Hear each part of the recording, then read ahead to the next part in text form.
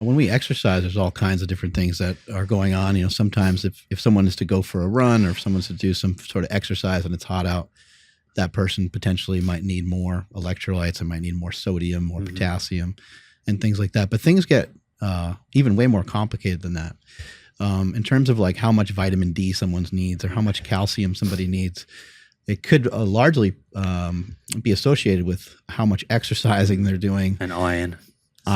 And iron is actually something that would can kind of get suppressed through something like running because of the pressure and the contact. And there's just a wild amount of things that go on when we start to try to cross over that line between kind of exercise and nutrition. And we sometimes forget, we talk a lot about protein synthesis, and we're saying, leucine and these meals and these different things, and we forget that the majority of that would come from resistance training.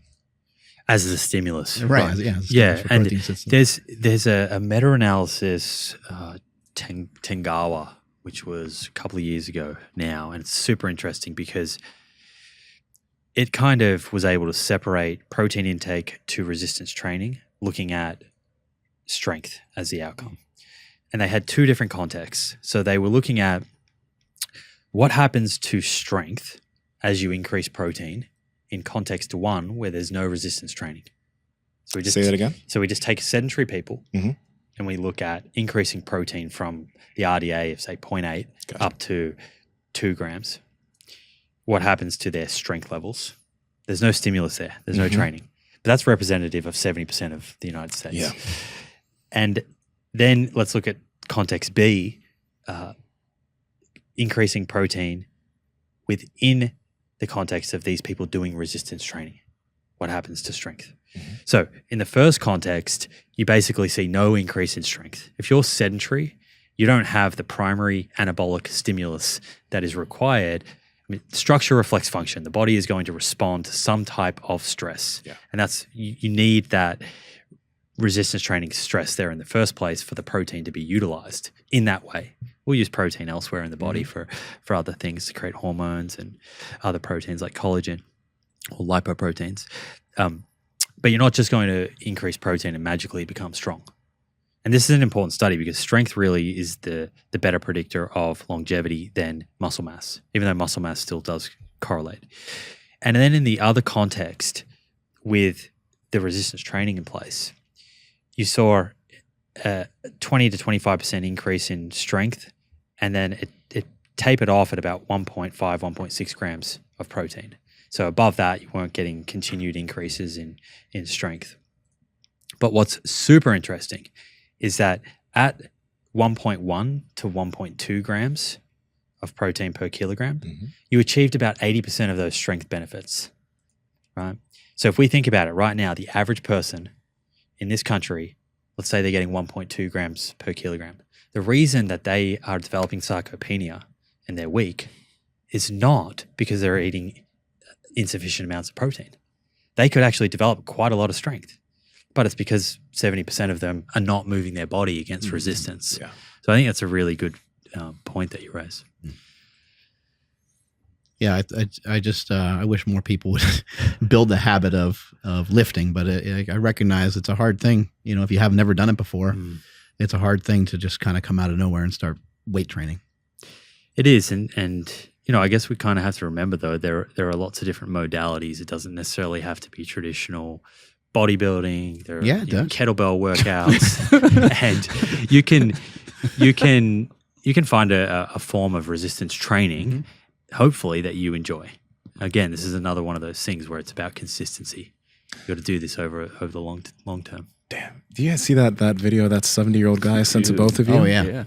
All he does is calisthenics. I wish we could pull it up right here, but there's this guy who's 70 years old. He has the body of like a 30-year-old. All he does is body weight work, and he's just been consistent with that since his 40s. But like he looks better than, he looks better than a majority of people. Right, just because he keeps the habit. Body weight work, sprinting. Yeah. All kinds of stuff you can do, right? Oh, yeah, this dude. Okay, the guy on the left is 70. Jesus. Wow. Andrews, just skip into, yeah. Look at that. It's a 70-year-old body right there. And I pay attention to stuff like that and pay attention to what these types of people are doing because, he's muscular. He's definitely has mTOR going on. And you see a lot of people who are like saying, oh, minimize mTOR or whatever, but like keep the habit. Right. And with know? with sarcopenia, Mhm. this loss of muscle size and function and strength, it's primarily driven by a loss of type 2 muscle fibers. Yeah. So the fast switch. And that is what resistance training is going to help attenuate. Why do you think people lose it? Because they start to get into pain and things like that as they get older? Like they had it for a little bit and then they're losing it as they're gaining, as they're getting older, they're maybe potentially gaining some body weight and their strength to weight ratio is kind of getting thrown off. And then getting off the couch is just a tougher thing for them to do. Yeah, probably life getting in the way in midlife, and then the habit drops off. It takes work to build that habit, and to show up consistently. And your muscle mass when you're 60 or 70 really is a product of what you've been doing for the last 30, 40 years. So it's not like they just kind of get to 60 or 70 and stop training and lose all of their muscle. They probably just haven't built that habit early enough in life. That's not to say that if you're 60 or 70, you can't go from doing nothing to building muscle, because there's actually some really good clinical studies that have shown that surprised the hell out of me. One study took people in their 80s, got them into resistance training, and they were still able to generate a good amount of muscle protein synthesis and build muscle. So the body is pretty resilient and incredible from that perspective. It's never too late to kind of start to stress it and send that signal, and it will adapt and grow stronger even if you're in your 70s or 80s. There's a DEXA scan place here in Sacramento, and they consistently have these people that are coming in and getting DEXAs done. Maybe they're just starting off, or they're trying to do a transformation, but they routinely see people in their 50s and 60s who they start building the habit of exercise, their muscle mass goes up, and their bone density increases. Like that's one thing that a lot of people are beginning to focus on. But even your 50s and 60s, if you hadn't built the habit, you can increase your muscle mass, you can increase your bone density. It's not like it's not a straight downhill from that point. And that's a really big one for women in particular. Yeah. Postmenopausal women, when estrogen kind of goes off the cliff, the resistance training provides the kind of mechanical stress that, stress is passed from the contraction of the muscle through the tendon into the bone. And the body will convert that mechanical signal into a chemical signal, which then results in the formation of new bone. And it's estrogen that helps mediate that. So if you're low in estrogen, then that entire pathway starts to drop off and you end up with less bone formation, and you can see a drop in bone mineral density, which is one of the reasons why it's quite typical for women who are postmenopausal, particularly if they're not doing resistance training and have a family history of osteopenia, osteoporosis.